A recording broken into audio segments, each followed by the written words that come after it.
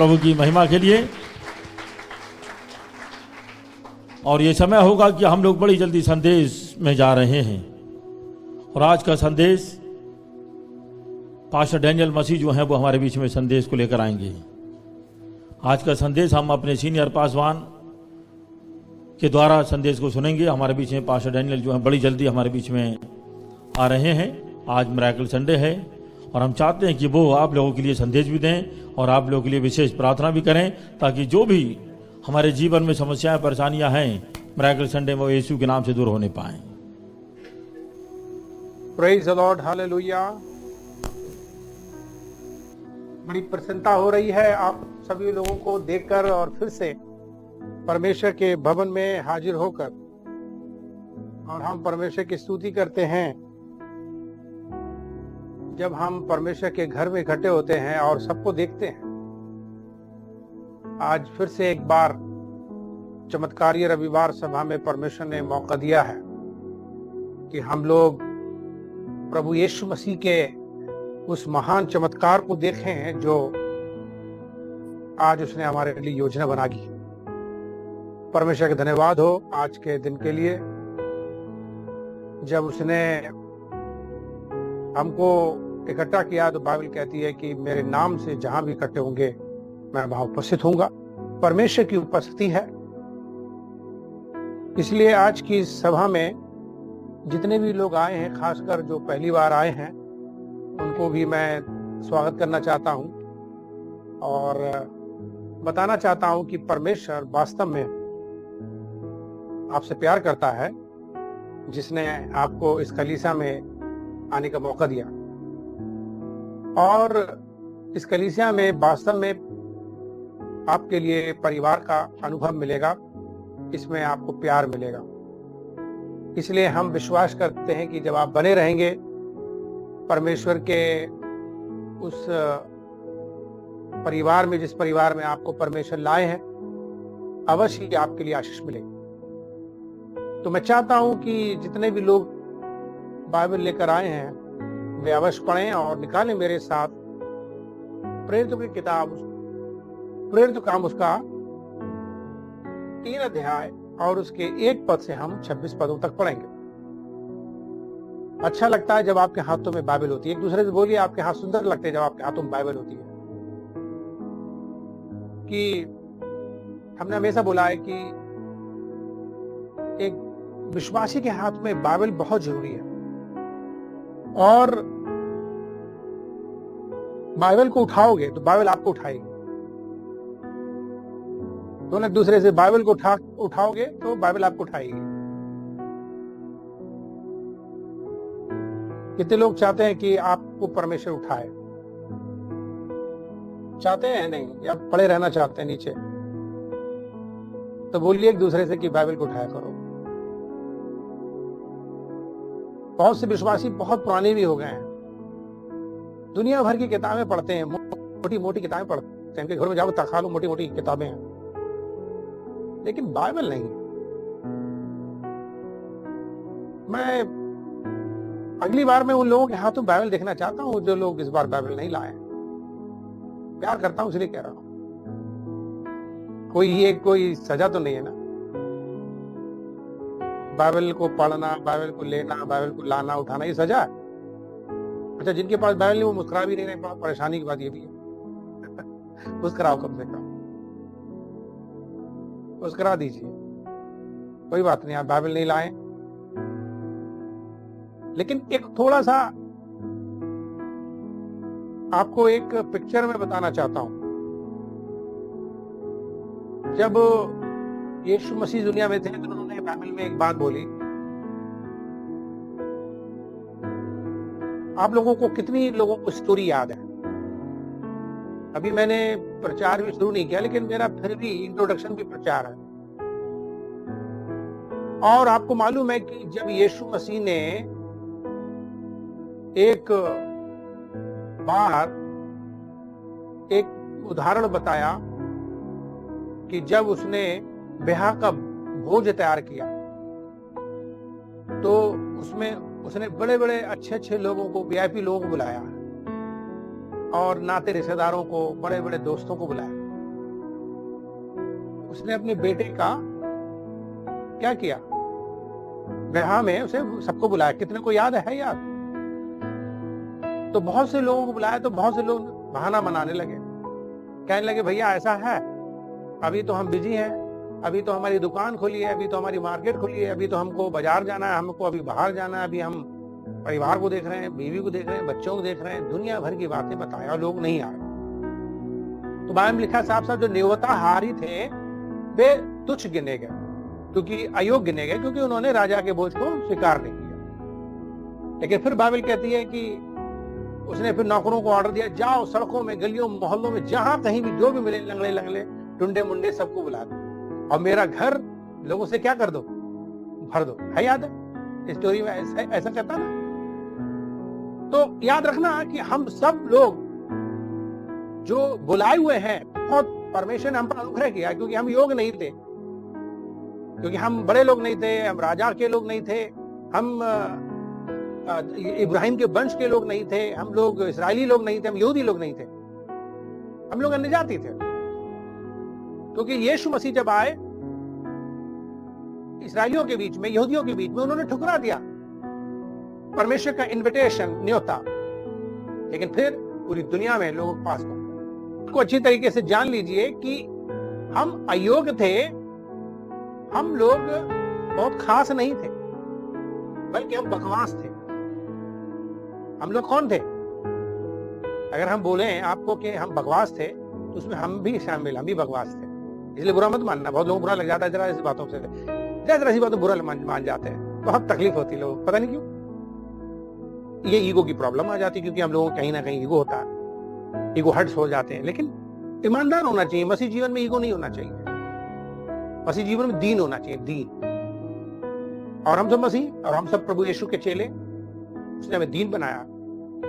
और जब वो हमें कुछ कहे तो हमें बड़े खुशी से मुस्कुरा के सुनना चाहिए और मुस्कुरा के स्वीकार कर लेना चाहिए, मानना चाहिए कि यस यस यस। हम आपको एक चीज सिखाने के लिए बहुत बड़ी बातें बता रहे हैं, छोटी सी बात है, अगर आप डन कर दोगे तो हम इतनी बड़ी बात नहीं बताएंगे, पर जरूरी है नए लोग इसी बहाने बहुत सी बातें जाने, पहली बार। और जो नए हैं उन्हें भी ये बातें पता चल जाती है। और खास बात मैं क्या बताने की कोशिश कर रहा हूं कि जब परमेश्वर ने अनुग्रह दिया, परमेश्वर ने सबको मौका दिया कि आओ मेरे घर में आ जाओ, तो इसका मतलब ये नहीं है कि अब हम लापरवाही से राजा के ब्याह के भोज में जाएं।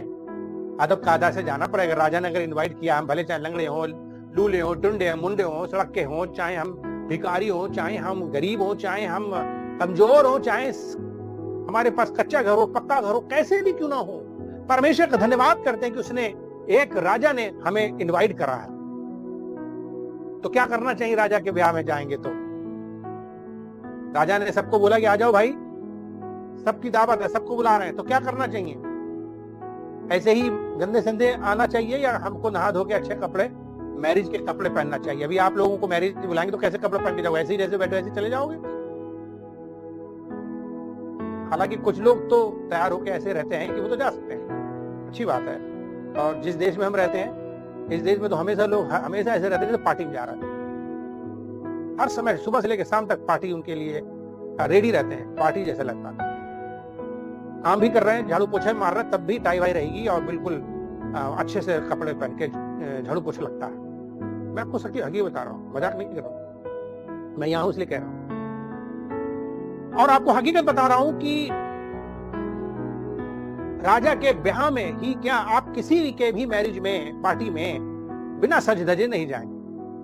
और बाइबल कहती है कि जब राजा का ब्याह हुआ, यानी कि उसके बेटे का, और उसने सबको बुलाया दावत में, तब राजा ने सबसे मुलाकात करने की कोशिश की।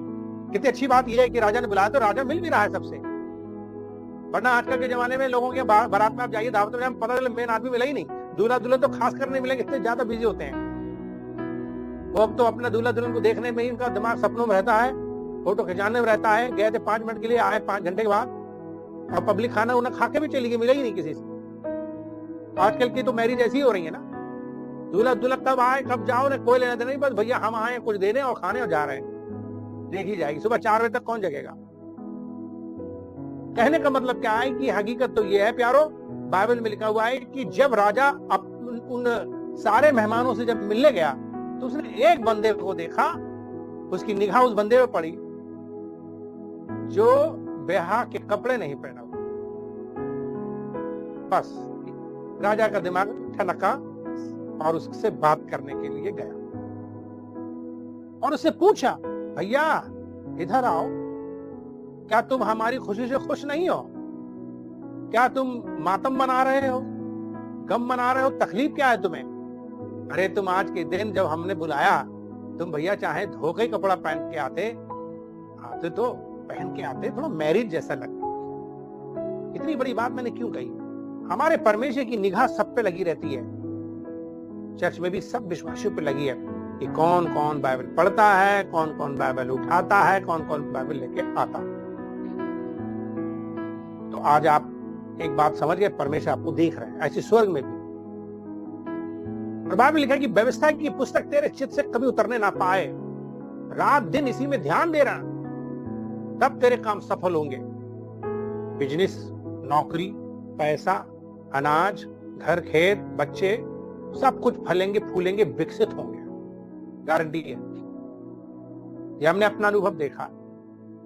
हमने अपने अनुभव देखा कि जब हम बाइबल पढ़ते हैं, बाइबल को उठाते हैं, हमारा परमेश्वर आपको उठाएगा। वो कभी नीचे नहीं होना। दुश्मन चाहे कितना सताए, चाहे कितना गड्ढा खोदे, चाहे कितना भी जोर से लगाए, आपको नुकसान पहुंचाए।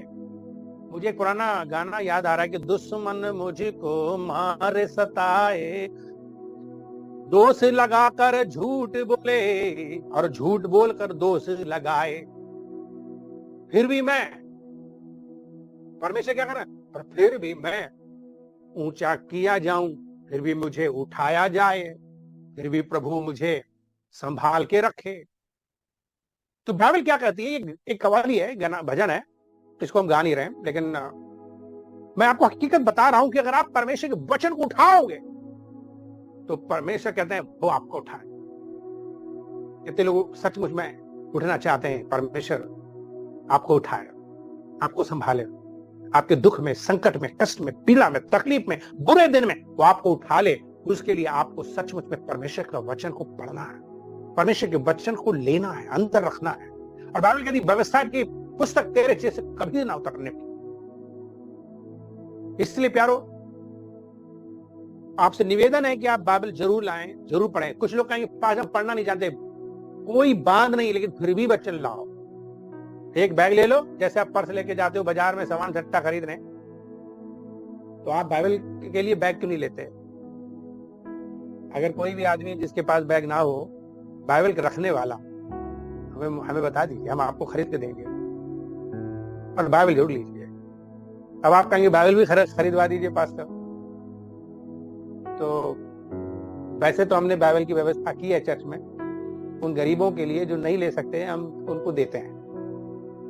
लेकिन फिर भी हम चाहते हैं कि वो फ्री के चक्कर ना रहे, कीमत चुकाएं। तो आप बाइबल पर कीमत चुकाएंगे तो आप प्यार दिखाएंगे परमेश्वर। क्योंकि मैं अच्छी तरीके जानता हूं, जब आप अपनी पत्नियों के लिए, जब उनकी एनिवर्सरी आती है, बर्थडे आता है, आपका मन करता मैं 1000 वाला पर्स नहीं 2000 वाला दे दूं। आजकल तो वैसे भी 4-5 हजार वाले पर्स आ रहे हैं। तो आप कितनी बढ़िया चीजें पति पत्नी को देते हो, और अपने माता को देते हो, अपने पिता को देते हो, अपने भाई बहनों को देते हो। तो यीशु मसीह जिससे मोहब्बत करते, उसकी बाइबल फ्री क्यों चक्कर पड़े, खरीद ना दो। और कितने रुपए की है? 300 रुपए की होगी ना, 400 की, 500 की। और आप सचमुच में अगर नहीं है आपके पास, परमेश्वर देगा, मांगो। इसके लिए भी दुआ कर सकते हो, बाइबल नहीं है प्रभु, और वो देगा आपको, और वो दिलों में डालता है। अभी हमारे कल ही परसों में किसी विश्वासी ने गवाही दी थी कि पास्टर हमारे पास बाइबल नहीं थी और हमारे पास पैसा नहीं था, लेकिन हमने किसी से कहा तो उन्होंने कहा भैया पास्टर एडा से मिलो। तो पास्टर एडा ने कहा कि ये जो बाइबल है वो 300 रुपए की है,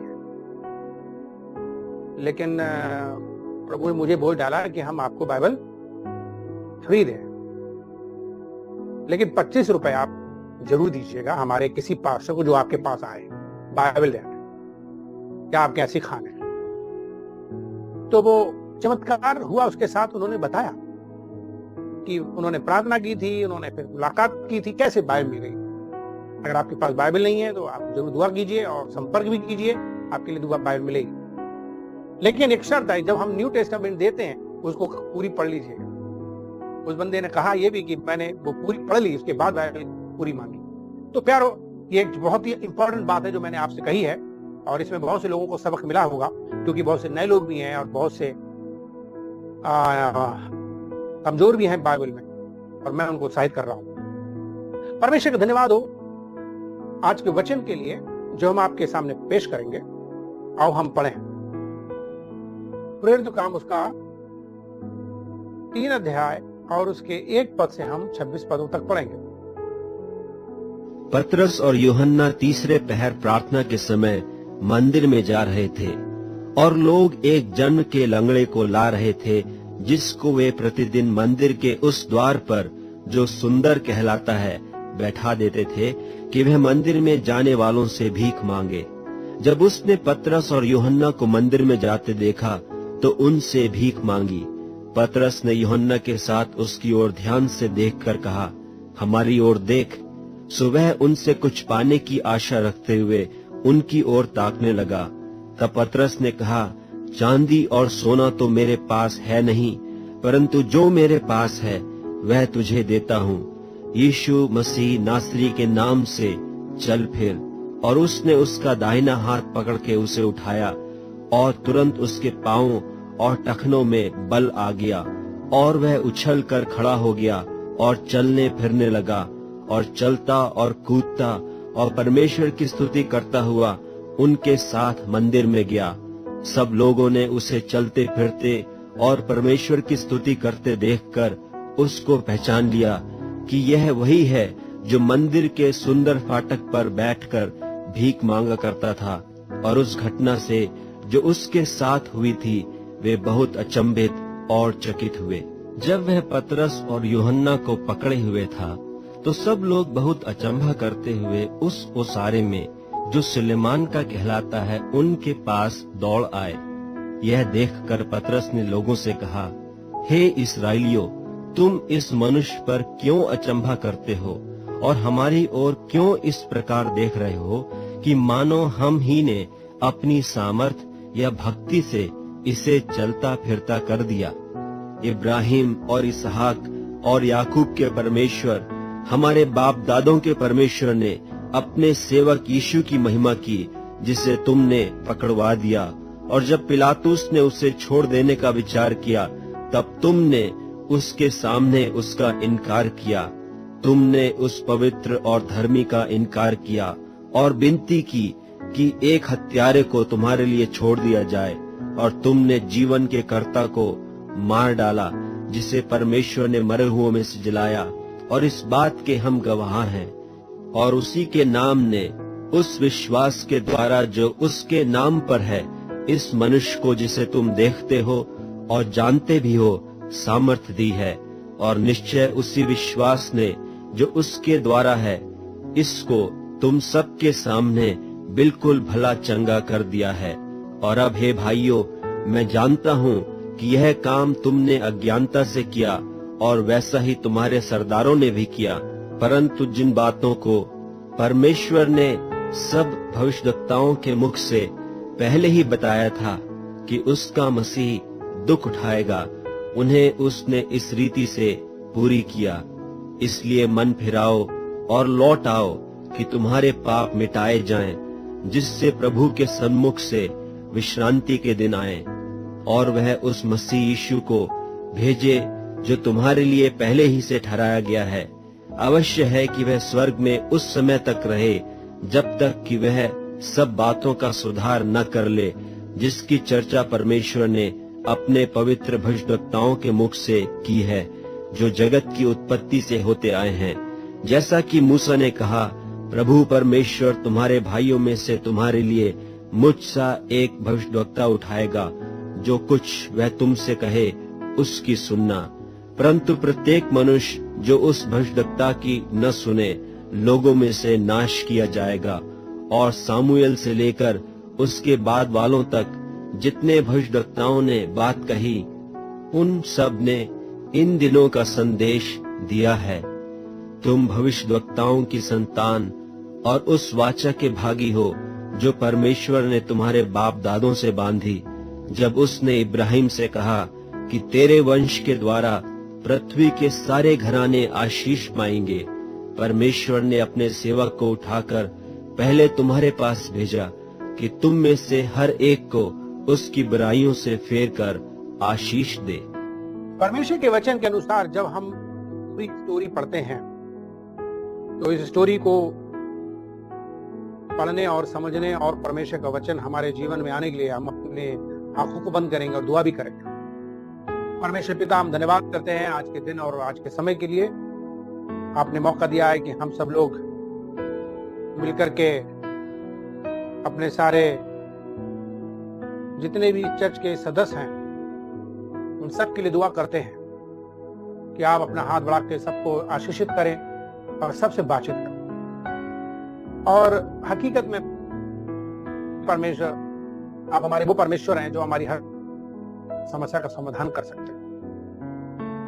हम पूरे तौर से आपको और पवित्र आत्मा से रिक्वेस्ट करते हैं कि अपना काम कीजिए और चलिए हमारे बीच में, ताकि हम सचमुच में तेरे वचन को सीख सकें और तेरी मर्जी जान सकें। हम ये दुआ मांगते हैं अपने प्रभु यीशु मसीह के नाम से, आमीन। प्यारो, आज के वचन के अनुसार जब हम देखते हैं कि पेंटिकॉस्ट के दिन जब पवित्र आत्मा उतरा था चेलों के ऊपर, और उसी समय से चेलों के अंदर से जो सामर्थ के काम होने चालू हुए, और जिस तरीके से पहली सेंचुरी यानी कि शताब्दी में जो कलीसिया का जो एक बेदारी थी, जागृति थी, और जो काम था वो एक बहुत ही अद्भुत काम था, और जिसकी वजह से पूरी दुनिया में आज तक काम फैल रहा है और होता जा रहा है। इस कहानी में आपने जो कुछ भी पढ़ा है, आप इस कहानी में क्या बताना चाहेंगे, या आप क्या समझ रहे हैं, या क्या हम इस कहानी के अनुसार आपको समझाने जा रहे हैं? मुझे अच्छी तरीके से मालूम है, इसमें कोई शक नहीं है कि आप अपने मुझे बहुत अच्छी बातें बता सकते हैं। आप भी एक अच्छे लीडर हैं, और मैं ये जानता हूं कि सब लोग इस वचन के अनुसार चंगाई को पाने के लिए हमेशा आते हैं, और चंगाई के लिए हमारा परमेश्वर भी हमेशा तैयार रहते हैं कि वो हमें चंगाई दे। हर महीना हमने एक दिन ठहराया है, मिरेकल संडे, चमत्कारिय संडे, और उस दिन में हम विशेष प्रार्थना करते हैं। और हमें विश्वास है कि आप लोगों ने उपवास प्रार्थना करी होगी, क्योंकि हम कलीसिया में 3 दिन की उपवास प्रार्थना का सिस्टम बनाए हैं कि महीने में 3 दिन की उपवास प्रार्थना अवश्य होनी है जब भी मिरेकल संडे है, यानी कि बृहस्पतिवार, शुक्रवार, शनिवार। अगर ये चीज नहीं है तो हमारे चमत्कारों में भी कमियां आ जाती, क्योंकि चमत्कार हमारे नाम से नहीं होता। चमत्कार किसी भी तरीके से हमारी प्रार्थनाओं का भी सिर्फ वजह से नहीं होता, बल्कि ये सब कुछ परमेश्वर की वजह से। ये बात सच है कि हमारा परमेश्वर हमारे साथ है तो काम होगा, और हमारा परमेश्वर हमारे साथ तभी होता है जब हम उसके साथ होते हैं। जब हम उसके साथ नहीं है तो वो हमारे साथ नहीं होता। इसलिए उपवास प्रार्थना बहुत जरूरी है, ताकि हम परमेश्वर की उपस्थिति को ढूंढते हैं। और हमें विश्वास है कि हमारी कलीसिया के लोग इसी तरीके से उपवास प्रार्थना करते हैं मिरेकल संडे के लिए, और आप फर्क देखेंगे अपने जीवन में जब भी उपवास प्रार्थना करेंगे।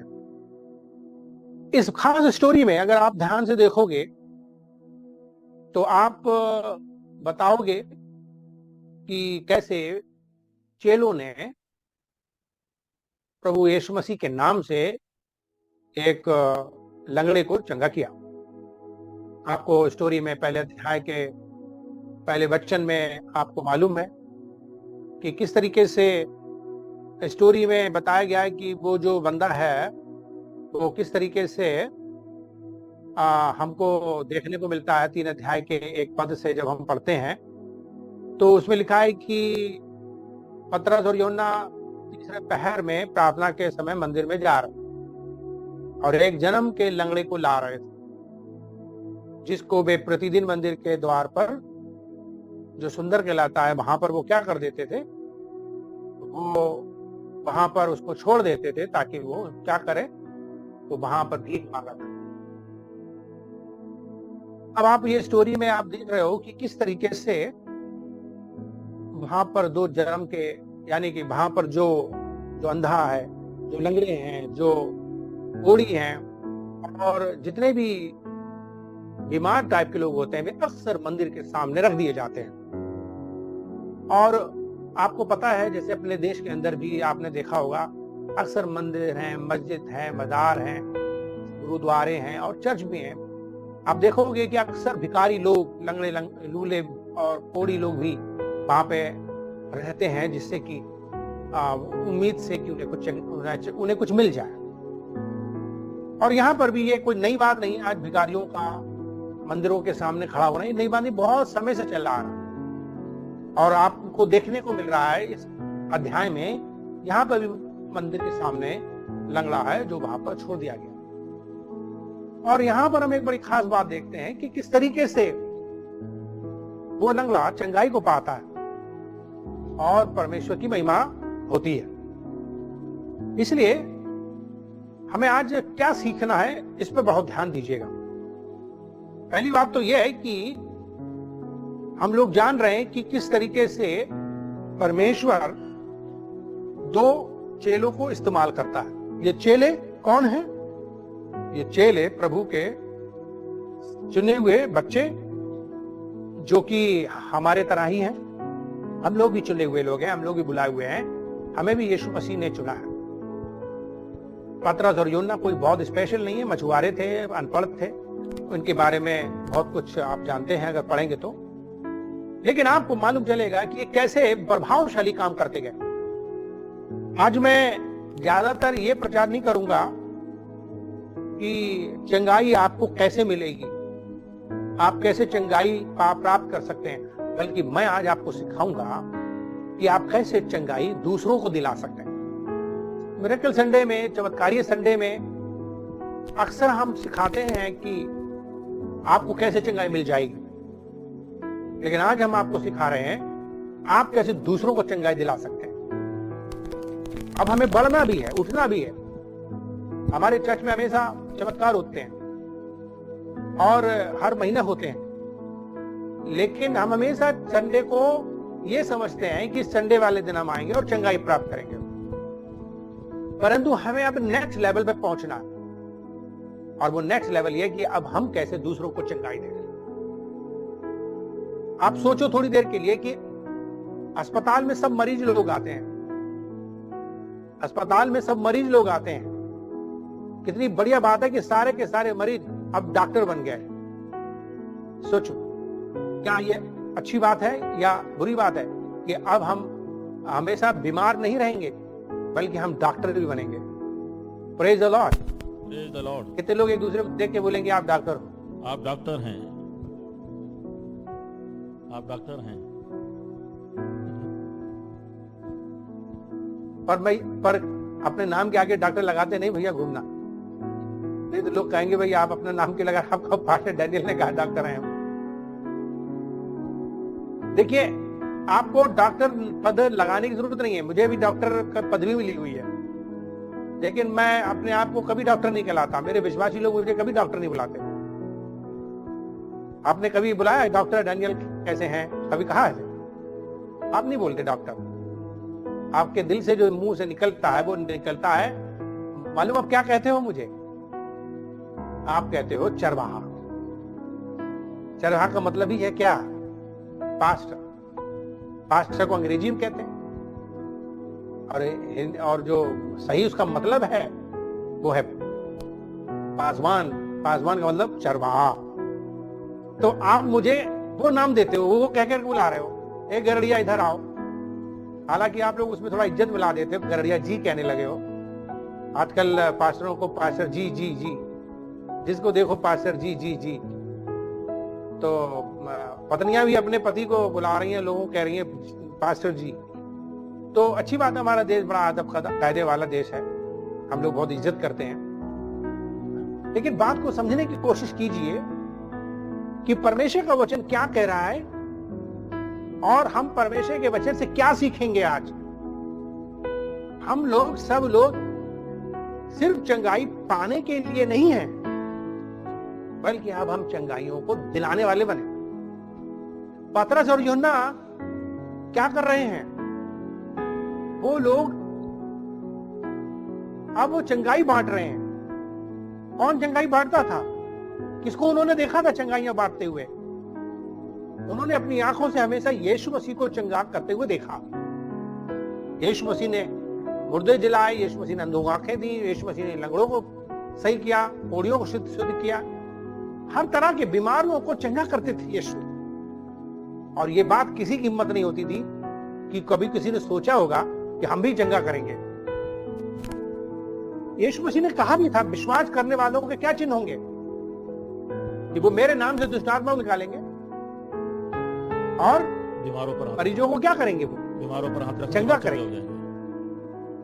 तो अब आपको यह बात मालूम होना चाहिए कि पहले यीशु के साथ रहते थे और यीशु मसीह के द्वारा होते हुए चमत्कारों को देखते हुए कभी नहीं सोचे थे एक दिन उनसे भी बड़े बड़े काम होंगे। मसीह जीवन में वहां पर सबको आना है। आप सबको कहां पे पहुंचना है? इलाहाबाद के अंदर रहते हो आप, आपके लिए बड़ी चुनौती है।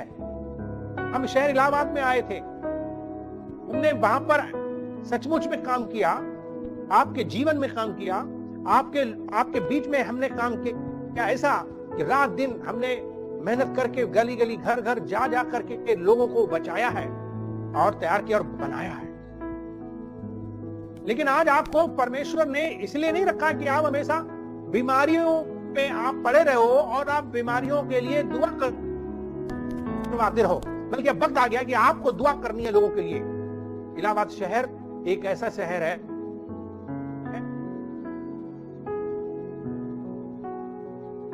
और आपको परमेश्वर ने तैयार किया है। इलाहाबाद के अंदर लोग कैसे प्रभु यीशु मसीह को मानेंगे? आपके पड़ोसी कैसे मानेंगे? जब वे देखेंगे कि आपके जीवन में सचमुच में परमेश्वर का काम है। जब आप दुआ करते हो तो लोग चंगे हो जाते हैं। सबसे बड़ी बात यह है कि हम कैसे चंगाई प्राप्त, दूसरों के लिए कैसे चंगाई दिलाएं। एक बात बहुत जरूरी है। पहले पद में क्या लिखा है? पहले पद में लिखा हुआ है कि पतरस और यूहन्ना तीसरे पैर प्रार्थना करते थे। वो रात दिन प्रार्थना करते थे। बाइबल कहती है कि वो रात में करते थे, वो तड़के सुबह उठ जाते थे। जितना ज्यादा आप प्रार्थना करोगे उतना ज्यादा आपको शक्ति मिलती है। आपको इतनी शक्ति मिलेगी कि आप कहीं भी जाओगे, लोगों के लिए दुआ करोगे, लोग चंगे हो जाएंगे। प्यारो, मैं अपनी कलीसिया के कुछ लोगों की गवाही जानता हूं। वे लोग जब प्रार्थना करते हैं और जब मोहल्ले टहलने या पड़ोसी के साथ में बातचीत करते हैं तो परमेश्वर का आत्मा उनके अंदर से लोगों को छूता है। लोग प्रभु को जानने लगते हैं, लोग चंगाइयां पाने लगते हैं और लोग चर्च में आने लगते हैं। याद रखिए, आपके द्वारा बहुत लोग चर्च में आ सकते हैं, आपके द्वारा बहुत आत्माएं बच सकती हैं, आपके द्वारा बहुत लोग चंगे हो सकते हैं।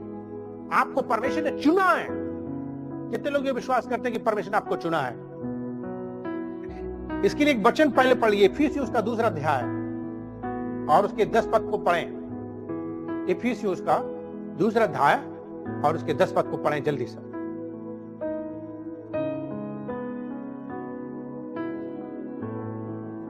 हाँ, लिखा है क्योंकि हम उसके बनाए हुए हैं। हम उसके बनाए हुए हैं और मसीह यीशु में उन भले कामों के लिए सृजे गए हैं जिन्हें परमेश्वर ने पहले से हमारे करने के लिए तैयार किया है। आवाज नहीं आ रही। क्योंकि हम उसके बनाए हुए हैं और मसीह यीशु में उन भले कामों के लिए सृजे गए जिन्हें परमेश्वर ने पहले से हमारे करने के लिए तैयार किया है। आमीन, आमीन।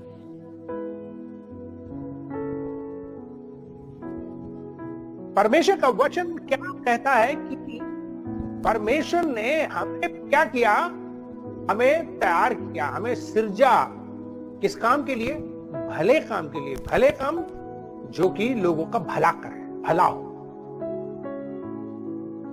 क्या हो सकता है जब हम लोगों को उनकी जरूरतों को, जो उनकी जरूरतें हैं, हम उनको पूरा कराएं। तो बाइबल में हमें सीखने को मिलता है कि परमेश्वर ने हमें चुना, जैसे उसने पतरस और यूहन्ना को चुना, वैसे उसने हमें भी चुना है। बाइबल कहती है मैंने तुम्हें चुना है। कितने लोग तो विश्वास कर, तो हमारी आवाज आ रही है? कितने लोग विश्वास करते हैं कि परमेश्वर ने हमें चुना? हाथ ऊपर उठाते हैं। Hallelujah, praise the Lord, thank you Jesus. So परमेश्वर का वचन कहता है कि उसने हमें चुना और उसने हमारे लिए ठहराया ताकि हम भले काम करें। और पतरस और यूहन्ना को परमेश्वर ने चुना। पवित्र आत्मा भी मिलाकर तो उन्हें प्रार्थना के द्वारा मिला। एक अच्छे विश्वासी होने के नाते, एक अच्छे अगुए होने के नाते आपके जीवन का सबसे बड़ा मकसद यह होना चाहिए कि आपके पास में पावर होनी चाहिए, आपके पास सामर्थ होनी चाहिए। और बाइबल कहती है कि सचमुच में जो आपको पावर मिलती है और उस पावर को बनाने के लिए, बढ़ाने के लिए आपको प्रार्थना का जीवन सचमुच में बढ़ाना होगा। प्रार्थना का जीवन, अगर आप जितनी ज्यादा प्रार्थना करोगे, जितनी ज्यादा प्रार्थना करोगे, कुछ लोगों के पास में टाइम ही नहीं है प्रार्थना के लिए, काम कर रहे हैं, भाग रहे हैं, दौड़ रहे हैं, लेकिन प्रार्थना के लिए नहीं बैठ पाते प्रभु के चरणों में। और जब आप प्रार्थना नहीं करोगे तो आपके पास पावर नहीं होगी। जब आपके पास पावर नहीं होगी तो आपको सचमुच में कुछ भी, आप लोगों को जीत नहीं पाओगे। कुछ भी।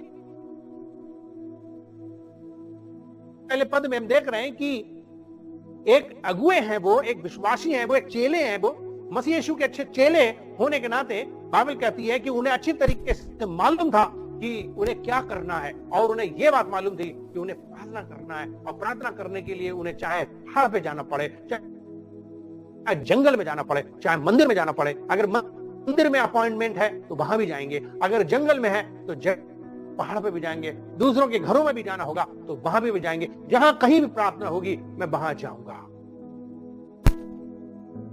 बाइबल कहती है कि कलीसिया हर दिन प्रार्थना करने के लिए इकट्ठे होते थे। विश्वासी लोग हर दिन इकट्ठे होते थे, चाहे वो घरों में हो, चाहे वो परमेश्वर के घर में हो। तो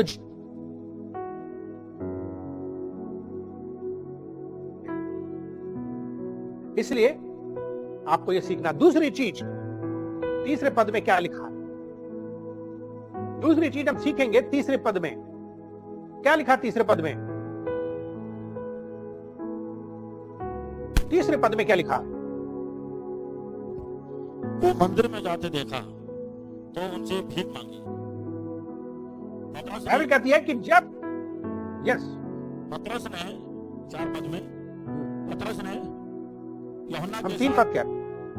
3 पद में लिखा है, जब वो मंदिर में, जब उसने पतरस और यूहन्ना को मंदिर में उनसे भीख मांगी।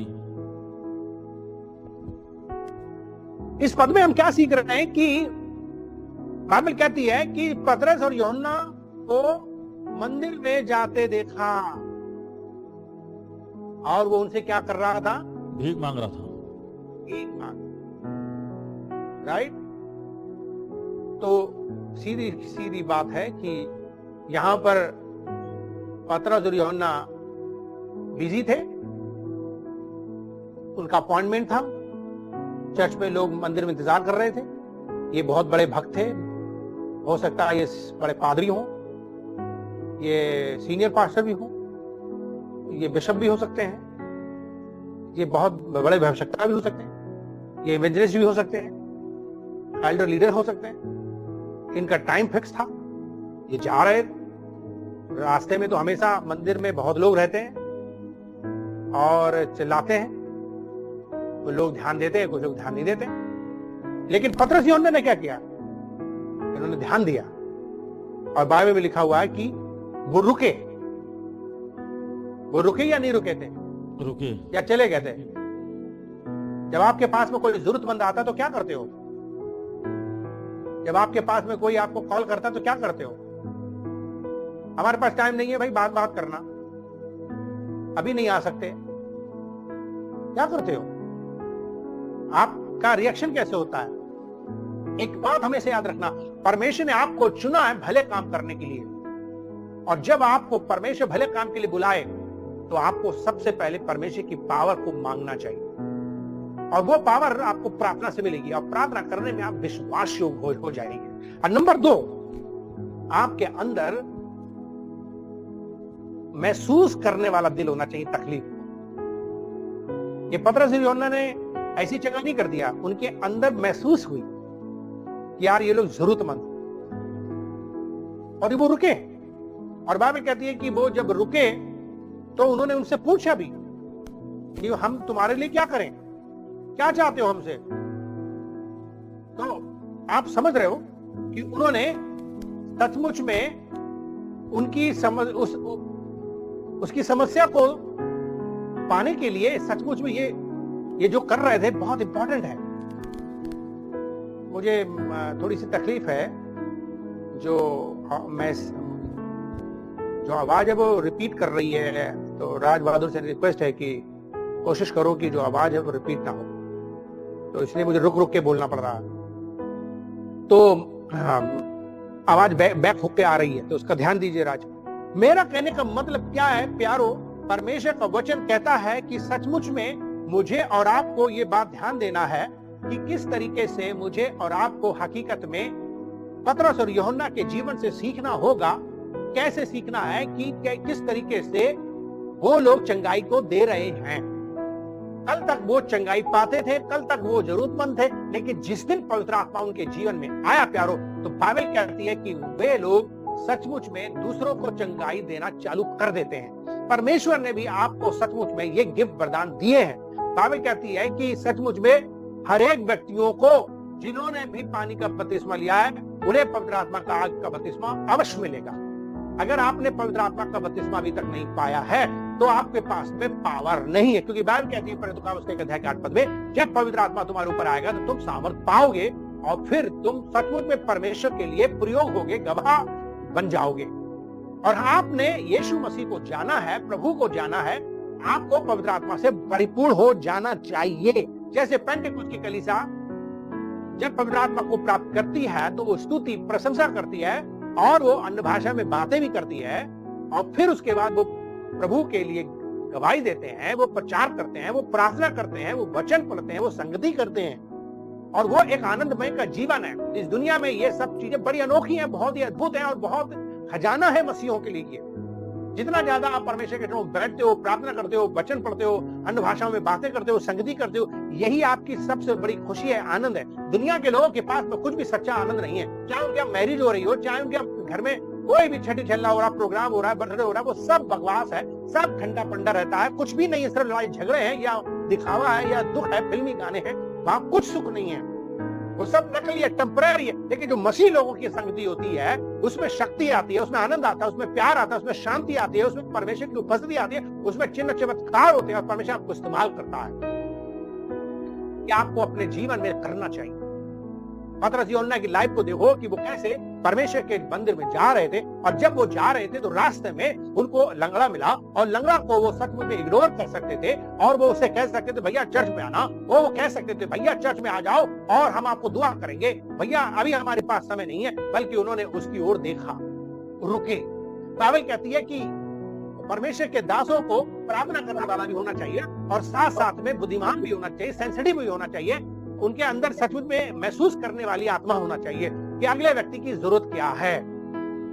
अगर हम लोग अगले व्यक्तियों की जरूरत को महसूस नहीं करेंगे, उनकी पीड़ा तकलीफ को नहीं महसूस करेंगे, तो हम लोग कभी भी किसी की मदद नहीं कर सकते। आज अगर हम सचमुच में दुनिया के बुरे बुरे लोगों के पास जाते थे और आज भी जाते हैं, तो इसलिए नहीं जाते हैं क्योंकि हमारी कोई मजबूरी है या कोई ड्यूटी है या कोई नौकरी है। प्यारो, ऐसा कुछ भी नहीं है, बल्कि ये हमारे अंदर खुद एक दर्द और पीड़ा होती है और तकलीफ होती है, तब हम जाकर के लोगों को लिए सच्चे दिल से दुआ करते हैं। और जब हम इस तरीके से सच्चे दिल से दुआ करते हैं, तब परमेश्वर का काम होता है और परमेश्वर हमारे दिल की दुआ सुनता है और लोगों के जीवन को बदल देता है।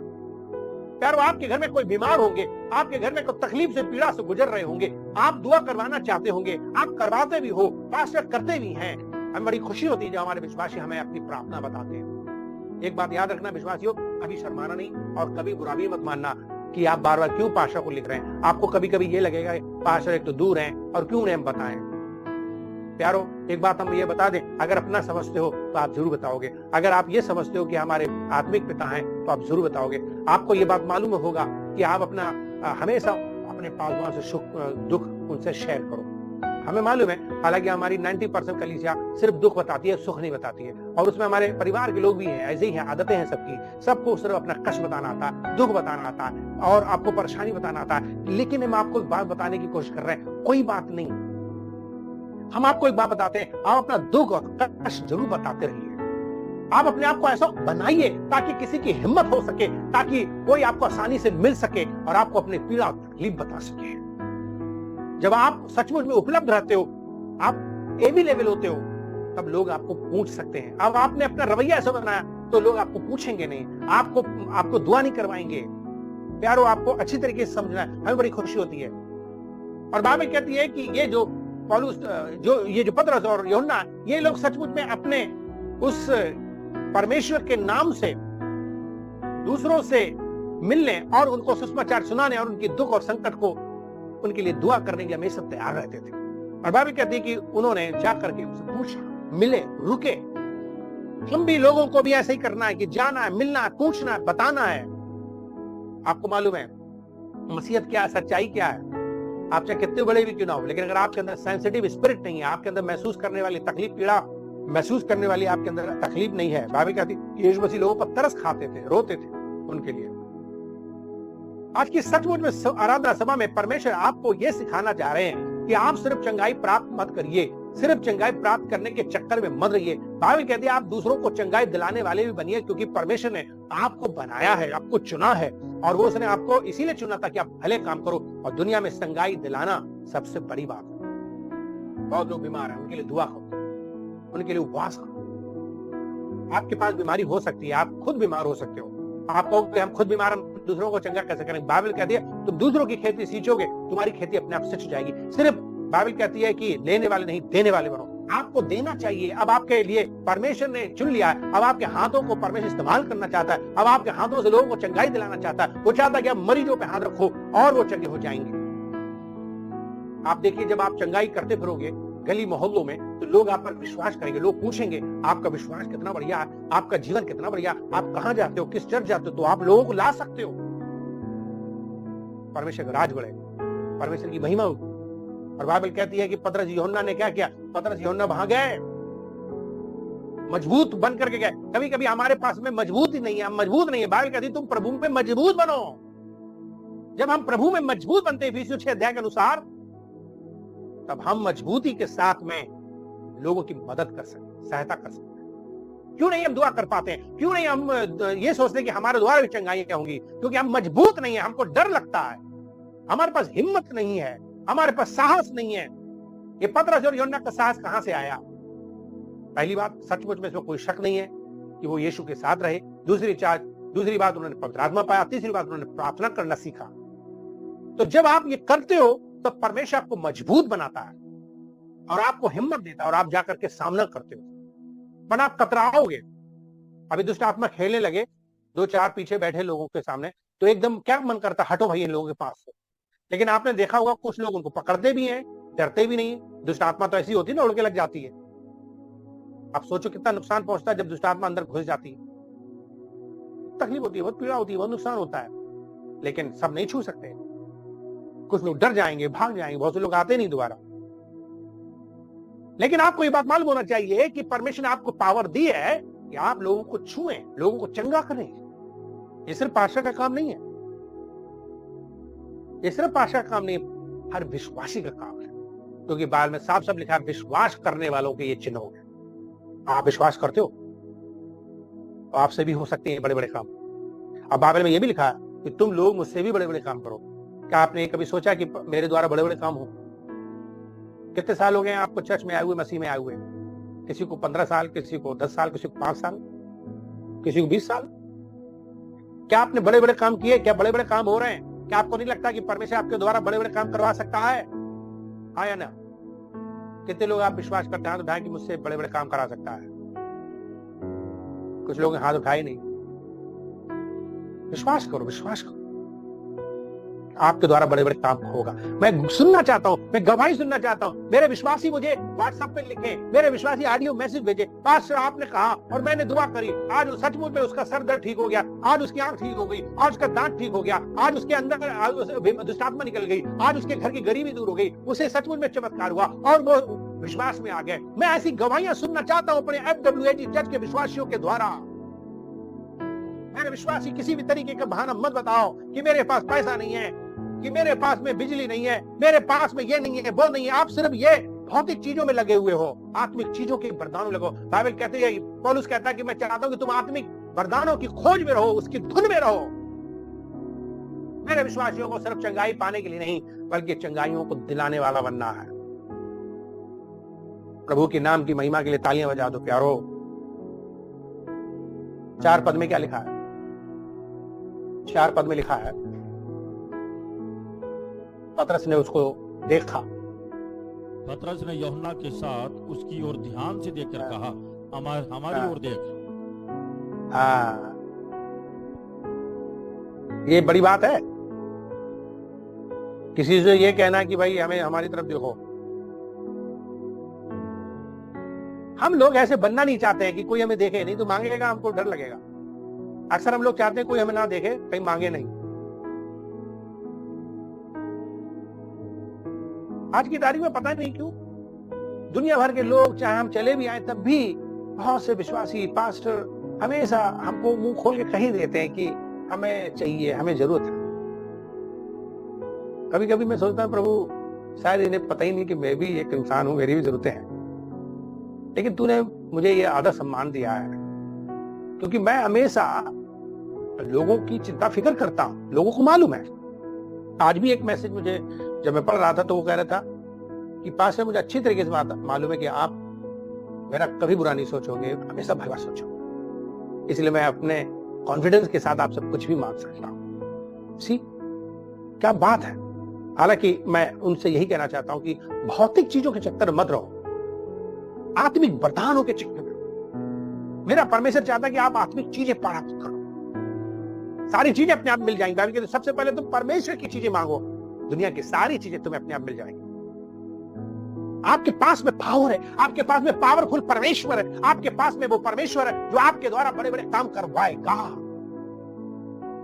वो आपके द्वारा मुर्दों तक को भी जिंदा करा देगा। कितने लोग विश्वास करते हैं? विश्वास कीजिए। हम पतरस की बात कर रहे हैं। पतरस, बाइबल कहती है किस तरीके से उसने कहा मुझे हमारी तरफ देख, मजबूत हो। आपको मजबूत बनना है, पावरफुल बनना है कि हर एक के पास, हर एक के लिए आप कह सको मुझे देखो, मेरे पास आओ। यीशु मसीह कितने कॉन्फिडेंस के साथ कहते हैं मेरे पास आओ।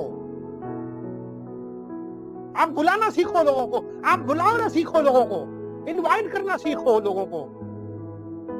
आपको मालूम है इस देश में हूं, मेरे पास भाषा भी नहीं है, मेरे पास में कोई जान पहचान का भी नहीं है, तब भी मैंने पंपलेट बनाया, मैं कह रहा आओ मेरे पास लोग आओ। अभी पिछले संडे को एक इंडियन मुझे मिल गया, उसका नाम है सावन पटेल। आज भी मेरी उससे बात हुई, बुला रहा हूं आओ। मैं क्या, चाहे मुझे चाय बनाना पड़े, चाहे मुझे बिरयानी बनाना पड़े, चाहे मुझे समोसा बनाना पड़े, कुछ भी करना पड़े, मैं बुला रहा हूं।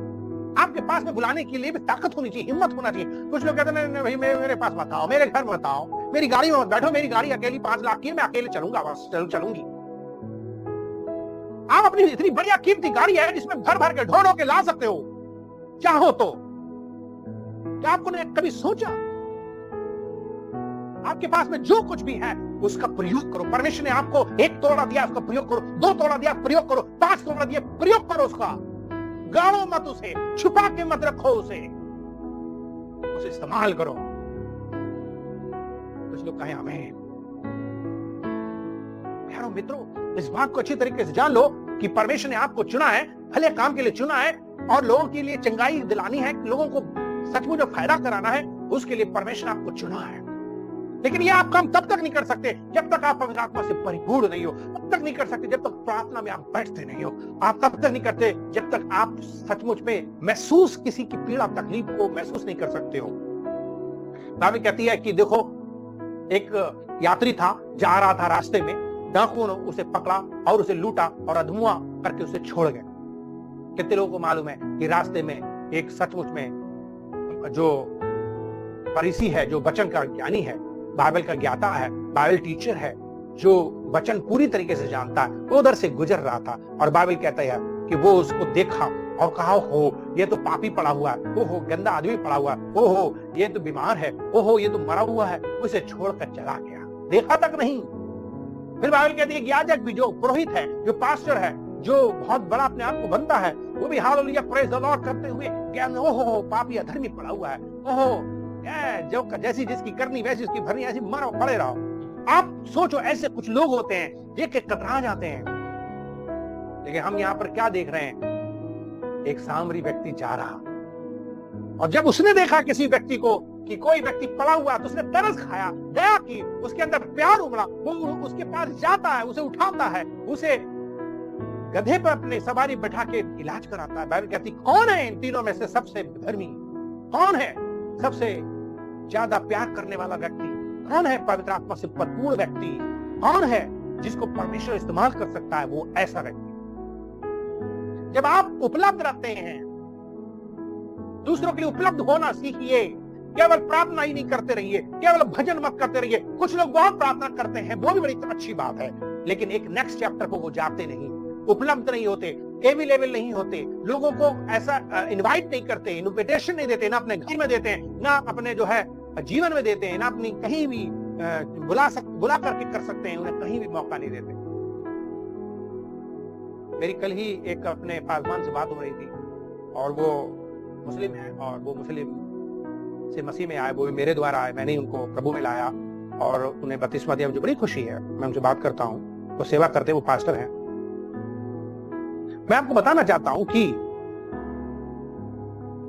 उन्होंने एक बात बताई कि पास्टर हमको कोई जल्दी नहीं स्वीकारता था, सुन के घबरा जाता था, और चर्च में हम लोग कभी कदार गए तो किसी ने घास नहीं डाली, और आपने अपने घर में भी रखा, हमें डेली खाना भी खिलाया, पार्कों में भी बिठाया, जहां आपको मौका मिला वहां आपने बुलाया, हर जगह बुला के यही मोहब्बत देख करके हमने मसीह यीशु ग्रहण कर लिया, आज हम पास्टर हैं। आप सोचो, ऐसी नहीं आत्मा बच जाती है, ऐसी लोगों के जीवन में काम नहीं हो जाता है। उसके लिए आपको कीमत चुकानी है, उसके लिए आपको सच में लोगों के लिए अवेलेबल बनना है, उपलब्ध होना है। जब तक आप लोगों के लिए समय नहीं दोगे, टाइम नहीं दोगे, आप कभी भी किसी को नहीं कुछ भला कर सकते। आपका काम क्या है? आप चाहे भले नौकरी करो, चाहे बिजनेस करो, चाहे कहीं भी जाओ, अगर आपको फुल टाइम या आपकी कोई कॉल नहीं है, लेकिन आप फिर भी चुने हुए, अपनी नौकरी में आप लोगों को बचाइए, आप बिजनेस में बचाइए, आप यात्रा में बचाइए, आप समय निकाल के जाइए। आपको बचना है, आपको बताना है लोगों को, आपको सचमुच में अवेलेबल होना है। जैसे कि 5 पद में क्या लिखा है? 5 पद में क्या लिखा? मैं पूरे 26 पद तक प्रचार करूंगा, आज पता नहीं कितना टाइम लगेगा, 4 बज जाएंगे। अतः वो उनसे कुछ पाने की आशा रखते हुए उनकी ओर ताकने लगा। क्या वो कहते ताक रहा है? कितने लोग आपको ताकते हैं? अगर आपको कोई ताक रहा है तो आपको बुरा लगता है, ये ताक क्यों रहा?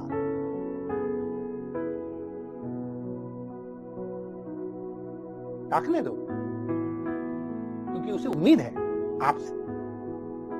जिस किसी को उम्मीद होगी आपसे, वो आपको ताकेगा। Praise the Lord. कोई ताक रहा है, बोलो कोई ताक रहा है। Praise the Lord. कोई ताक रहा है। गलत अंदाजा मत लगाया करो, क्योंकि ताक क्यों रहा है। और कोई ताक नहीं रहा तब भी उसे कहो मुझे ताको, अपने आप से कह दो ताको। Praise the Lord. कौन जानता है किसी के देखने से, आपके तरफ देखने से उसकी जिंदगी में चमत्कार हो जाए। प्यार हो, परमेश्वर का वचन हमें बताता है। ऐसा नहीं है कि वो बहुत बड़े आप पैसा की बात कर रहे हो या वो पैसे में धनी है।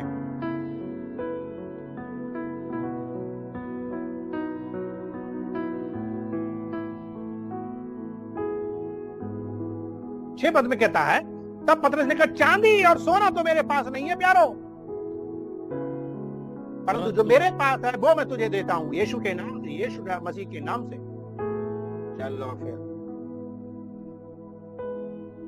एक बात अच्छी तरीके से जान लो, अच्छी तरीके से, कि मैं लोगों को हमेशा कहता हूं कि भैया मुझे ताको, अच्छी बात है, ताको,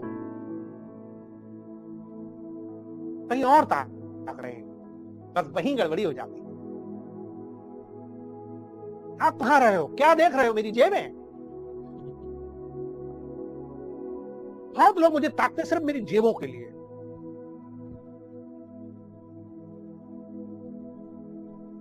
हमेशा याद रखो, पतरस और यूहन्ना कह रहे भैया मुझे मेरी जेबों मत देखो, मुझे, मेरे पास सोना नहीं है, चांदी नहीं है, मेरे पास पैसा नहीं है, वो मैं तुम्हें दूंगा, मेरे पास जो है वो मैं तुम्हें दूंगा, और मेरे पास में सबसे बड़ी चीज है, सबसे सामर्थ्य चीज है, सबसे प्यारी चीज है, सबसे कीमती चीज है, सबसे महान चीज है, और वो यीशु मसीह का नाम है, और उसके नाम से तू चल फिरता है अभी इसी पर। यारो, लोगों को आज यीशु की जरूरत है, लोगों को आज चंगाई की जरूरत है, लोगों को आज सचमुच में यीशु मसीह के छुए जाने की जरूरत है, और प्रभु यीशु मसीह आपको इस्तेमाल करना चाहते हैं। इसे पतरस से कितने लोग परमेश्वर का संदेश समझ गए, परमेश्वर आपको इस्तेमाल करना चाहता है। अपना हाथ बढ़ाओ, उससे कहो प्रभु मुझे छू ले, छू ले, छू ले, छू ले, छू ले, छू ले, छू ले, छू ले। एक एक जन खड़े हो जाओ अपने स्थानों पे। बाइबल कहती है उनके पास भरोसा था, उनके पास कॉन्फिडेंस था। बाइबल कहती है कि उनके पास में सचमुच में पूरी तरीके से परमेश्वर के ऊपर निर्भर थी। उन्हें मालूम था कि वो कैसे लोगों को सचमुच में छुएंगे। प्यारो, यीशु मसीह ने अपनी पावर अपने शिष्यों को दी थी। आज प्रभु यीशु मसीह के हम शिष्य हैं, चेले हैं, हमें भी उसने पावर दी है। क्यों ना हम उस परमेश्वर को दोनों हाथों को बड़ा करके कह दें कि प्रभु तू मुझे सचमुच में छू ले और मुझे भर दे अपनी सामर्थ और शक्ति से। इस्तेमाल कर मुझे, ताकि मेरा जीवन तेरे लिए प्रयोग हो सके और ढेर सारे लोगों का जीवन बदल सके।